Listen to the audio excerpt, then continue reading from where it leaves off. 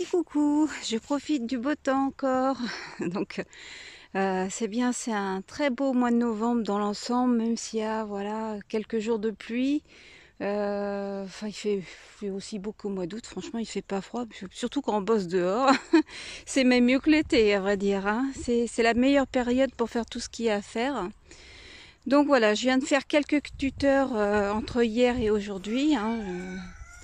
Donc je vous avais fait voir le début dans dans la dernière vidéo où j'avais coupé les bambous. Donc j'avais préparé ceux que j'avais déjà coupés la première fois là dans l'autre vidéo. Et puis là je viens d'en refaire d'autres. Donc je sais pas combien il y en a, j'ai pas compté. Il y en a peut-être 50, 60, je sais pas. Je pense pas qu'il y en aura assez. Parce qu'il y a des endroits en fait ce que je vais faire. Comme j'ai énormément de graines, hein, y a des graines que j'achète vraiment par 1000, 2000, 3000, ça dépend ce que c'est. Quand c'est des arbres, des fois j'ai 100 graines, hein, donc je vais faire des petits poquets par-ci par-là, dans le bois, un petit peu partout, et on verra ce qui prend, ce qui prend pas. Et par contre, là où je mets des poquets, alors peut-être pas à chaque fois, ou alors je ferai des gros poquets. je mettrai un bambou pour repérer, voilà. Donc je mettrai les principaux en fait avec un bambou, je pense, pour les repérer. Après les autres, je ferai des petits trous par-ci par-là, je les mettrai. Et si vraiment ces arbres-là ils gênent à un moment donné, soit on les taillera, hein, ça fera de la matière. Soit je pourrais même en donner, voilà, on verra, hein. Le tout, si je peux faire plaisir autour en même temps, pourquoi pas. Et puis on aura tous besoin à un moment donné, puis ce serait bien qu'on devienne plus ou moins tous autonomes, hein, enfin à notre niveau, ça dépend de ce que l'on a aussi chez soi. Mais après, faut s'aider des amis, de la famille. Donc voilà, donc je vais pas me rétaler là-dessus. Voilà, tous mes bambous, pour aujourd'hui de couper, j'en fais un petit peu tous les jours. Et j'en ferai peut-être demain encore, parce que j'ai autre chose à faire, j'ai des semis derrière, pas mal de semis. Et puis dès que les petits arbres vont arriver, il y aura des plantations encore à faire. Donc voilà, voilà, j'ai mulché. J'ai voilà, avec le bambou, mine de rien, ça fait de la matière.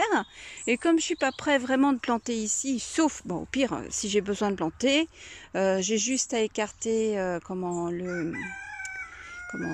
les petites branches, hein, de bambou, et puis voilà.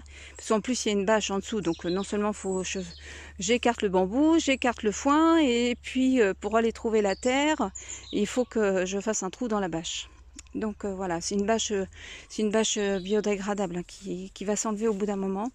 Mais bon, elle dure assez longtemps, au moins pour comment dire, pour pas que ça repousse tout de suite, quoi. Mon but c'est ça, c'est que j'ai le temps de planter avant que ça repousse de trop.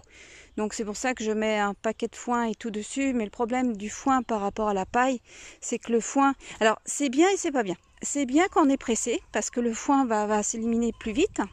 Donc on va avoir un travail plus vite fait au niveau de la terre. Après, le problème, c'est que quand on veut tenir plusieurs mois sans avoir à remettre, la paille, c'est beaucoup mieux. Bon, après, voilà, on fait avec ce qu'on a, hein. Pour l'instant, je prends beaucoup de foin. C'est vrai que j'en achète tous les mois. Mais à terme, je n'achèterai plus rien. Je me servirai de ce que j'aurai dans mon terrain.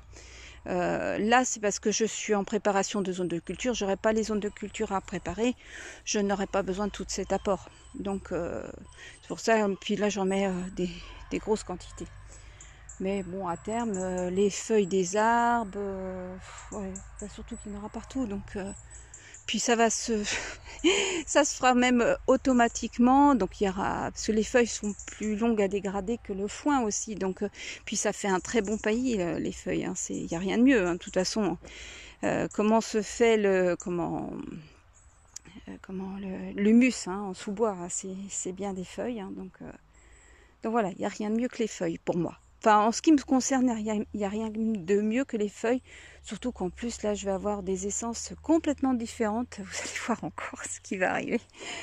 J'ai des choses... alors bien sûr, il y a des choses qui vont partir de semis.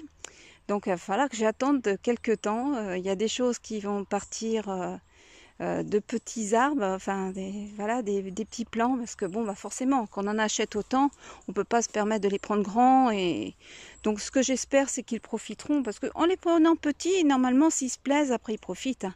Donc on verra ce qui se plaît, ce qui se plaît pas, et puis voilà quoi. Mais il y aura plein de choses, donc des choses pas communes. Je suis une passionnée. Tous les soirs, je passe plusieurs heures à faire des recherches sur Internet, à trouver des petites choses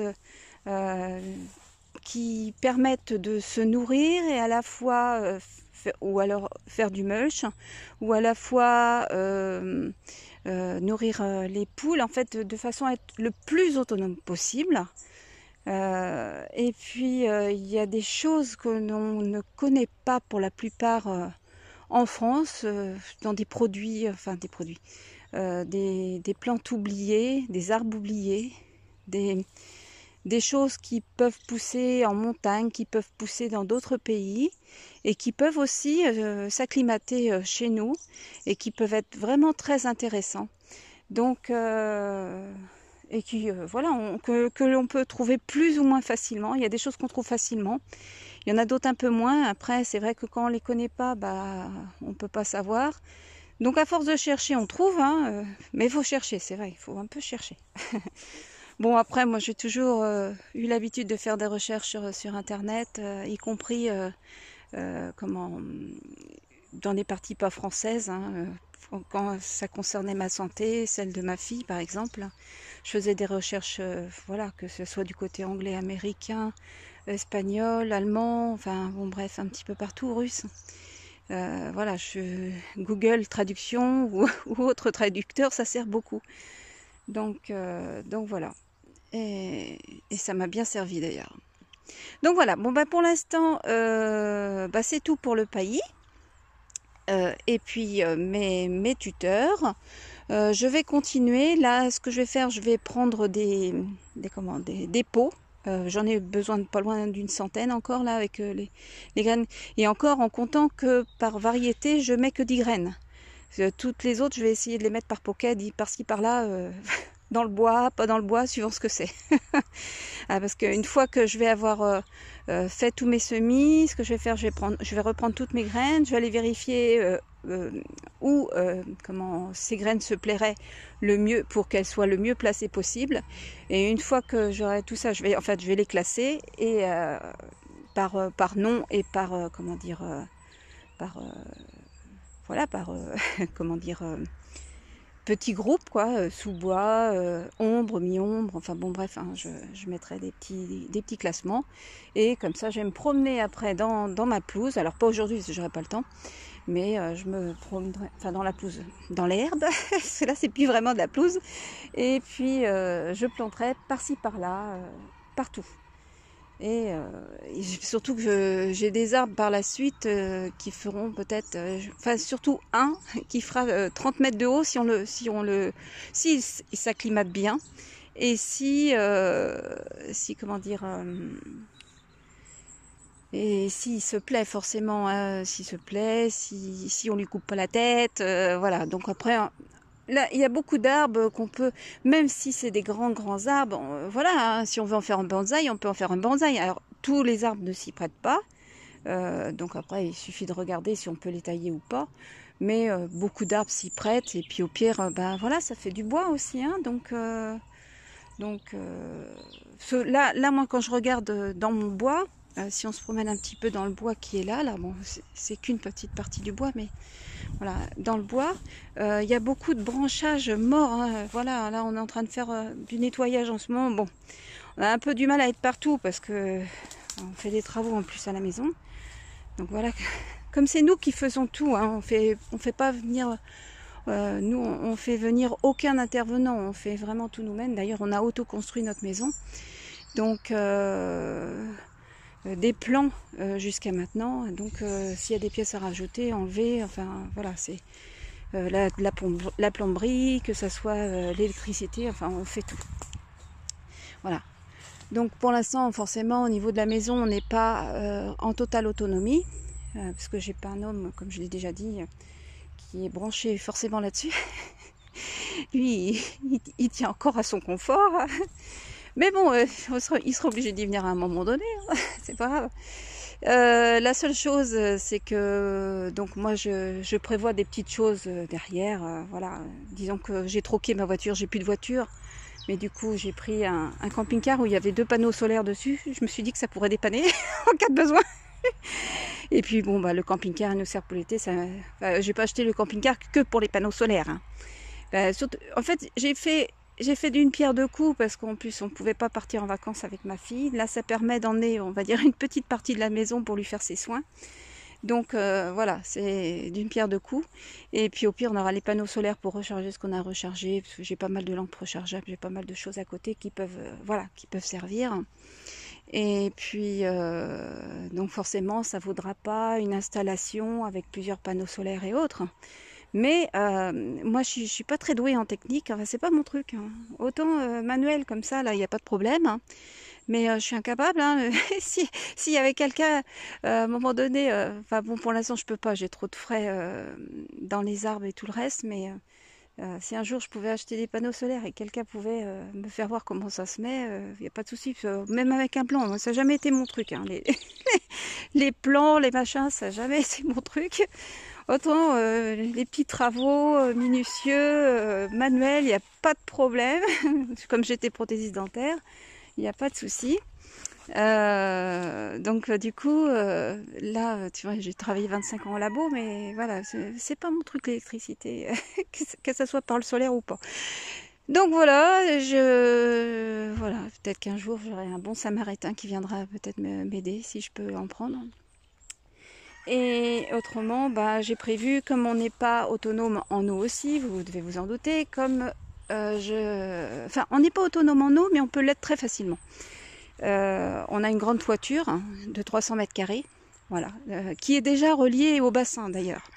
On a un bassin à côté, toute l'eau en fait de la toiture se déverse dans les bassins. Et d'ailleurs, on perd de l'eau parce que comme on n'a pas fini les bassins qui sont derrière, qui sont tous reliés les uns aux autres, en fait, ça fait reliés par des petits ruisseaux. Bon, je vous ai déjà fait voir ça dans les premières vidéos, il me semble. Donc du coup, c'est vrai que quand il y aura la bâche, ça ferait des réserves d'eau. En attendant, j'ai quand même ma petite idée, hein. Bon, je lui ai dit d'entretenir l'eau. En attendant, j'aime pas trop mettre de l'eau de javel, mais c'est le seul moyen en attendant. En fait, hein, il a mis du chlore un peu dans l'eau, mais on a une piscine qui sert souvent pas grand, surtout cet été, elle n'a pas servi longtemps. Enfin si, juin, juillet, mais le temps de la nettoyer, le temps qu'ils se mettent à nettoyer, et tout, on ne s'en est pas servi beaucoup. Donc du coup, j'ai dit, tu fais attention à l'eau, on la perd pas. Et ici, avec quoi que ce soit, on peut relier même la toiture à ce grand bac de plus de 10 000 litres. Je ne sais pas combien ça fait. Donc voilà, on serait autonome en eau en partie quand même. Plus les bassins qui ont récupéré aussi un peu d'eau en cas de besoin. Et puis je sais qu'on a une source... nous, on est sur cristalline, hein. C'est dommage. Bon, pour l'instant, de toute façon, même si on faisait un puits artésien, parce que c'est profond, hein. On avait essayé pendant la construction avec la pelle, d'aller voir à bout de pelle pour voir si on avait de l'eau, mais non, elle est trop profonde ici. Et puis, et comme vous avez pu voir, j'ai un terrain qui est ni argileux ni calcaire, il est entre les deux, donc il est très bien, c'est une très bonne terre, il n'y a pas de problème. La seule chose, c'est qu'elle ne retient pas assez l'eau pour pouvoir ne pas mettre de bâche non plus. J'ai pas d'arrivée d'eau non plus dans le terrain, à part l'eau de pluie. C'est pour ça que j'ai des bacs un petit peu partout, comme celui-ci, hein. C'est pas très esthétique, mais c'est efficace. Voilà, s'il y avait besoin d'arroser les plantes, surtout quand il pleut comme ça, bon, ça fait des bonnes réserves.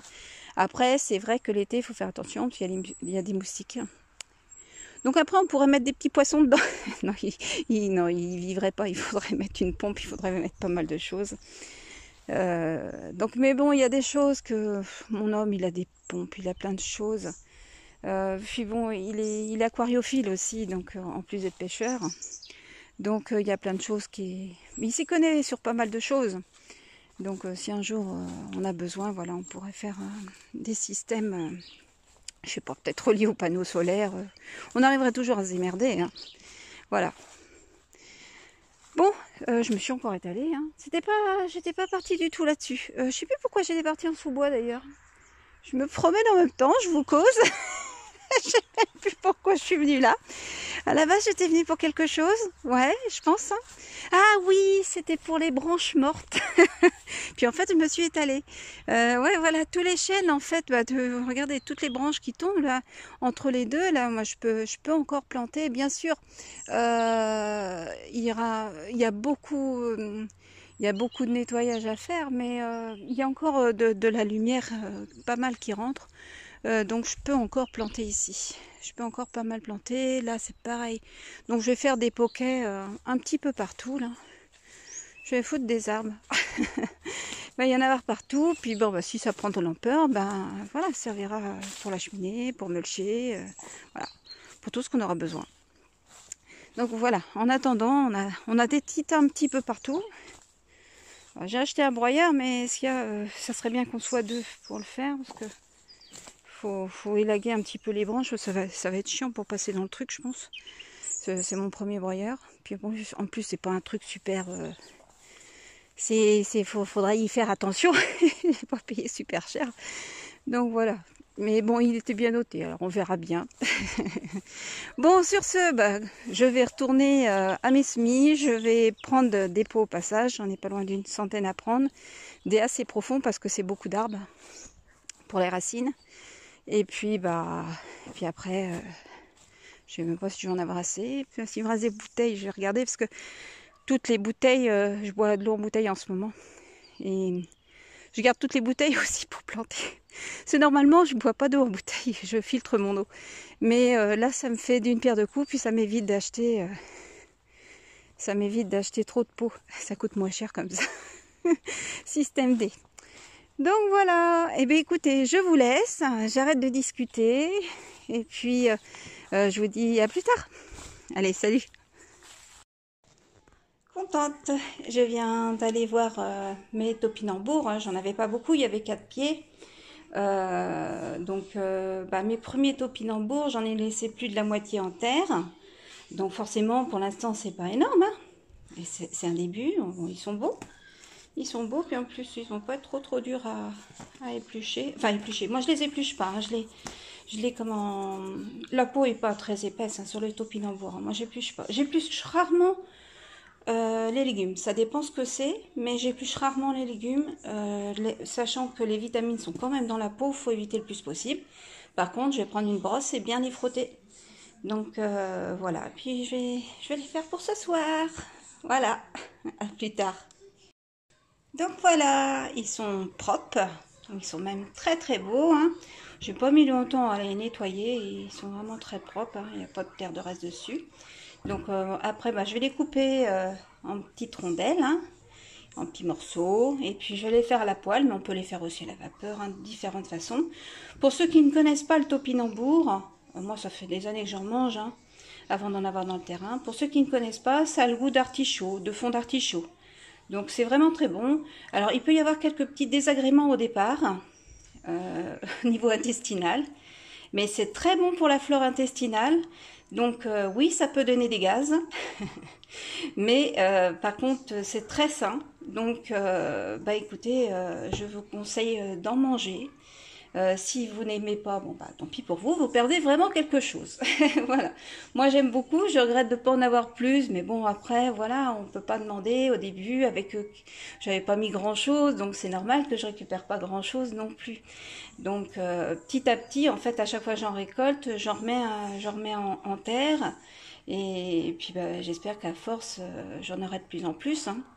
Donc j'ai eu quelques petits rongeurs qui m'en ont mangé aussi, hein, faut pas rêver. C'est comme les pommes de terre, il y en a que j'ai retrouvées vides. Ils avaient bien fait les choses d'ailleurs, il y avait la pomme de terre et dedans en fait c'était tout évidé. Enfin, sauf un endroit bien sûr. Mais d'apparence en fait quand je la voyais sur terre, en fait sur la terre, j'avais l'impression que c'était une belle et grosse pomme de terre. Ils ne sont pas trompés, ils ont pris les plus grosses et ils l'ont bouffé de l'intérieur. Enfin bon, c'est pas grave, ils vous partagez, hein. Mais donc voilà, de petit à petit, bah, ça va venir, hein. Comme dirait-on, petit à petit, l'oiseau fait son lit. Voilà, allez, à plus.